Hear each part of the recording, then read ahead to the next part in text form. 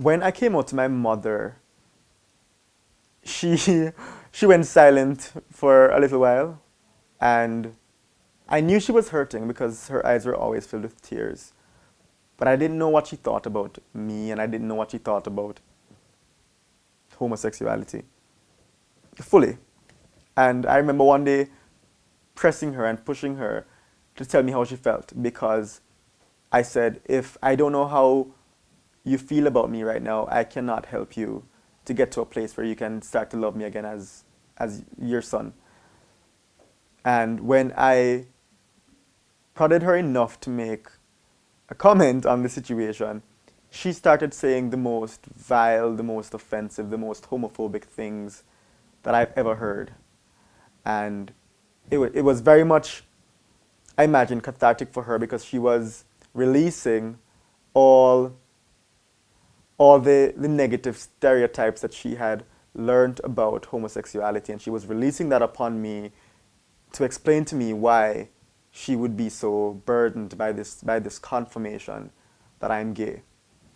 She said things like, if I was a different mother, I would beat you. And I just want to take this broomstick and give you a rassing. And if you're a batty man, your ass are going to leak after a couple of years, you're going to catch AIDS, what people are going to think, batty man nasty, all kind of something.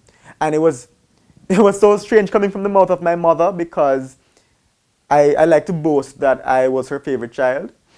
And just the pride and joy of the family, you know, and to see my mother, who was always so affectionate toward me as the last born, to see her direct so much hatred at me was incredibly painful, but it also made me realize just how deep the paranoia and the misunderstanding of homosexuality is.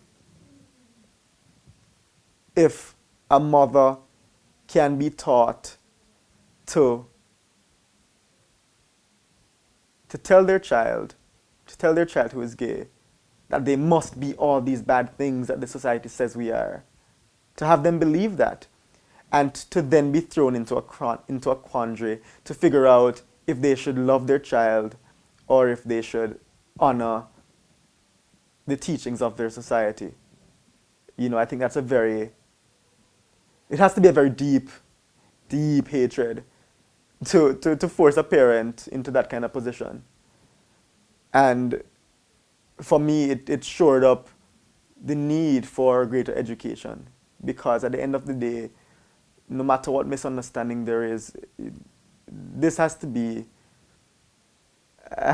one of the most unproductive kinds if it means if it could potentially mean you are willing to sever ties with your child who is not any of the stereotypes you have known, but you are convinced that perhaps those stereotypes live within your child and would eventually come out, you know. And I wanted to be able to play a part in changing how Jamaicans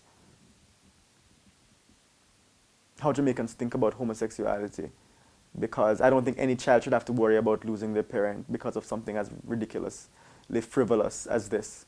And I don't think that any parent should feel that they have to choose between honoring their society or honoring the love they have for their child. I always knew that I was waiting to come out at a time when I felt I had enough support. Because the fact is that, you know, falling out from coming out is a very real possibility, and I wanted to assure myself that when I did choose to come out and I did get negative reactions, that I would have people to support me, and I would have people to cry with, to feel better about the decision. But still, even though I was prepared for the emotional struggle that might ensue, and even though I had many friends who I knew supported me, it was still really difficult. It was still incredibly difficult to accept that my mother was questioning her love for me, and that my mother no longer saw me as her wash belly. I was now her wash belly, who is a batty man, And Batman for her meant a lot of very negative things.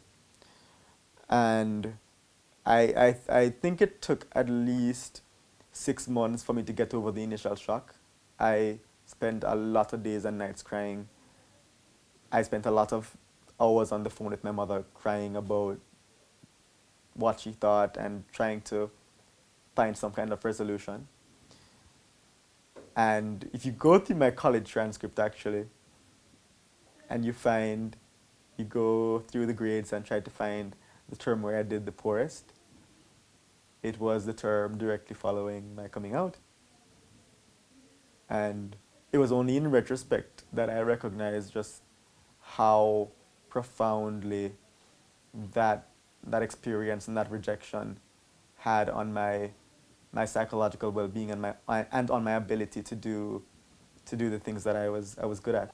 I was a mess. I was a mess, and the only way I was able to get out of that feeling, that moment, was by deciding to cut off my mother.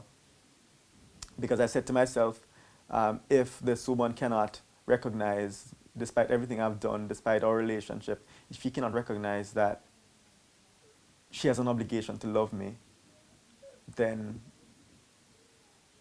then that's it. Because I don't think I should have to explain or justify why I deserve love and respect to a parent. Um, and thankfully, she she's the one who came to me and said, Javed, I think it's obvious that our relationship has deteriorated over the last year, and it really pains me, and I want us to work on becoming friends again. And I told her that I was not willing to become friends with her if she couldn't accept me as I am, because I don't think that I should have to suffer under the weight of her unreasonable expectations. And she said she would try. She can't promise anything, but she'll try. And she was able to teach me too that I had an obligation to be patient and to recognize that she needed my help to come to terms with who I am. And from then on, we've been building our relationship, and I couldn't ask for a better support in a mother, as I do have now.